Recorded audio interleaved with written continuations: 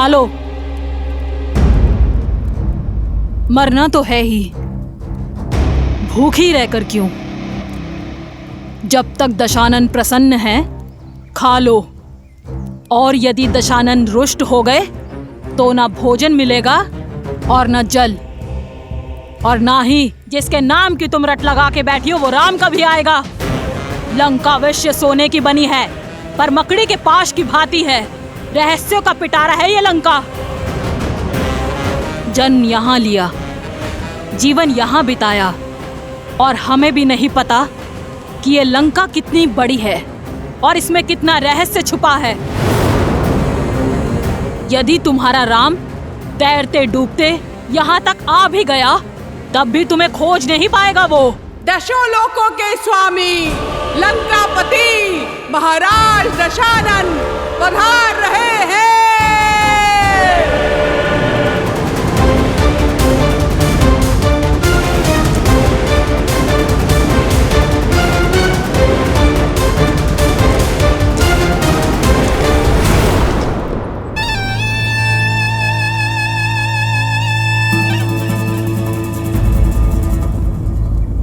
आओ सीता, चलो मेरे साथ।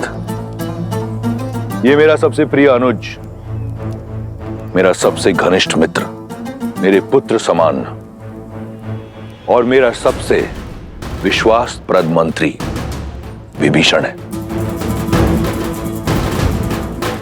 ये एक वनवासिनी का हरण करने वाले राक्षस का आदेश नहीं, लंकेश दशानन रावण का अयोध्या की महारानी से विनम्र निवेदन है। इसलिए राजधर्म और नीतियों का पालन करते हुए मैं अपने मंत्री को अपने साथ लाया हूं। मिथिला नरेश की मैथिली हो तुम, अयोध्या की रानी हो तुम।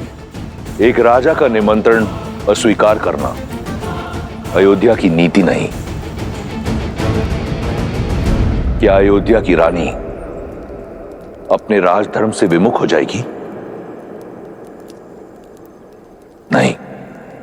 आओ मेरे साथ, ये लंकेश तुम्हें लंका की भव्यता दिखाना चाहता है।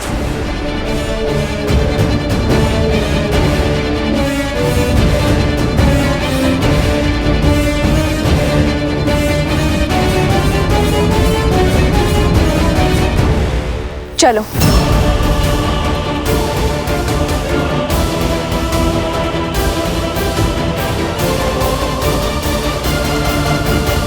महादेव, रावण सीता को कहां ले जा रहा है? उद्देश्य क्या है उसका? अहंकार। अहंकार का केवल एक ही उद्देश्य होता है देवी, स्वयं को दूसरों से अधिक श्रेष्ठ दिखाना। और रावण का प्रत्येक कर्म देवी सीता के समक्ष स्वयं को श्री राम से अधिक योग्य सिद्ध करने का प्रयास ही तो है, जिसमें वो सफल नहीं होगा। क्योंकि मन में मैल लेकर अनुचित कर्म करने का कितना भी प्रयास किया जाए, उसका फल कभी उचित नहीं होता। रही बात देवी सीता की, तो मिथिला से मिले संस्कार और अयोध्या की गरिमा को अपने आंचल में लपेटे प्रभु श्री राम से मिले प्रेम के बल के सहारे देवी सीता हर बाधा को पार कर जाएंगी। एक बात समझ नहीं आई महादेव, जिस राम नाम के सहारे सीता अयोध्या के राजधर्म का मान रखने के लिए रावण जैसे महापापी के साथ जा रही हैं, वही मर्यादा के पर्याय श्री राम ने अपना मित्र धर्म क्यों नहीं निभाया? बाली को मारने का वचन पूर्ण क्यों नहीं किया? मूक दर्शक बन सुग्रीव की व्यथा देखते रहे। क्यों महादेव, क्यों?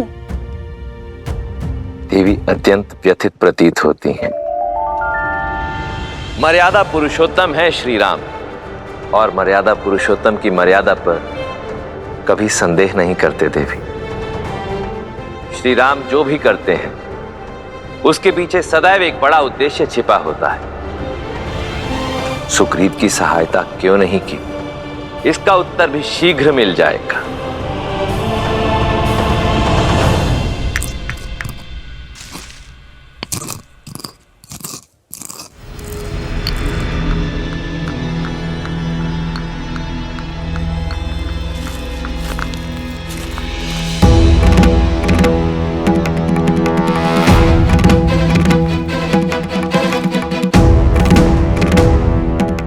मेरे घाव पर औषधि लग रही है अयोध्या कुमार।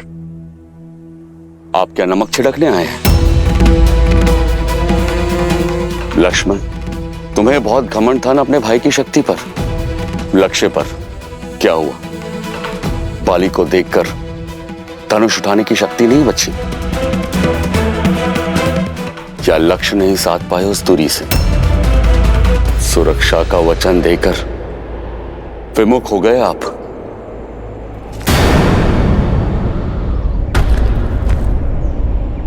पर आपका भी क्या दोष? बाली के बल से बड़े बड़े योद्धा भी भयभीत हो जाते हैं। आपके हाथ भी भय से कांप गए होंगे। सीमा मत लांघिए वानर राज। भूलिए मत, जिन पर लांछन लगा रहे हैं वो रघुवंशी दशरथ नंदन श्री राम हैं, जिनके शौर्य का तेज ढक सके ऐसा मेघ अब तक जन्मा नहीं है। शांत हो जाओ लक्ष्मण। मेरे मित्र को उल्हाना देने का पूरा अधिकार है। तन की पीड़ा से अधिक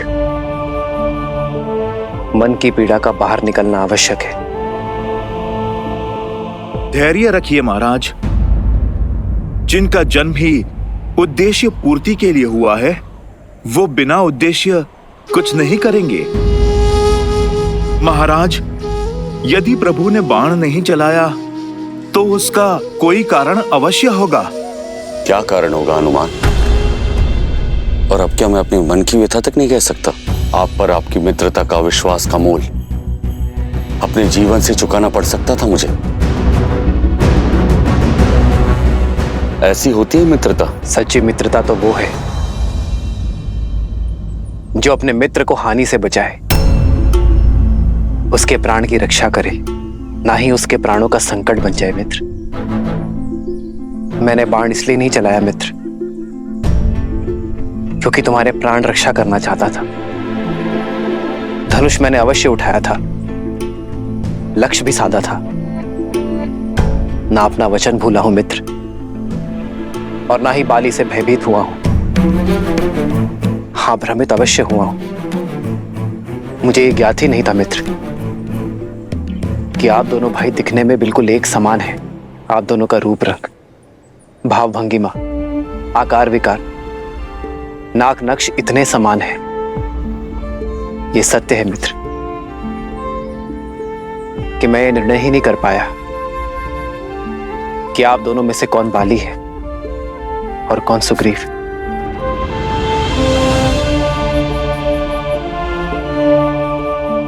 भय था मुझे अपने मित्र को खोने का, उसके प्राण हरने का। बाली के स्थान पर यदि मेरे बाण आपको लक्ष्य बना देते तो मैं स्वयं को कभी क्षमा नहीं कर पाता मित्र। बस यही कारण है कि मेरे हाथ रुक गए।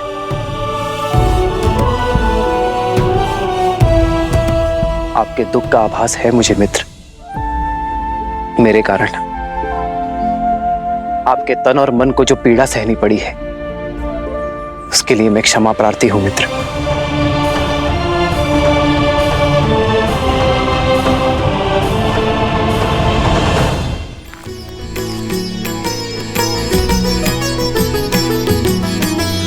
एक रूप तुम भ्राता दो, तेहि भ्रमत नहीं मरेयु सो।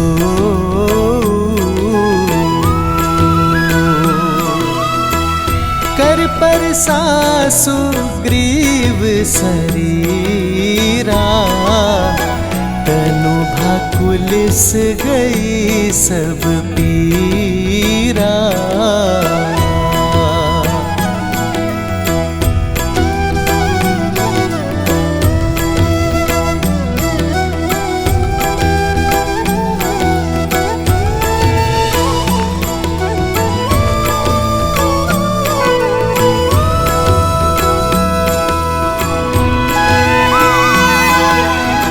क्षमा मांगकर मुझे और लज्जित ना करे श्री राम।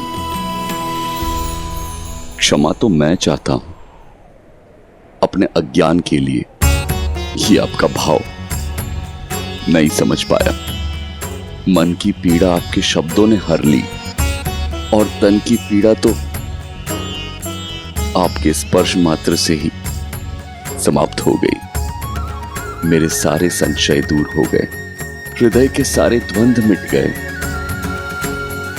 नई चेतना जगाई है आपने। धन्य है श्री राम, धन्य है।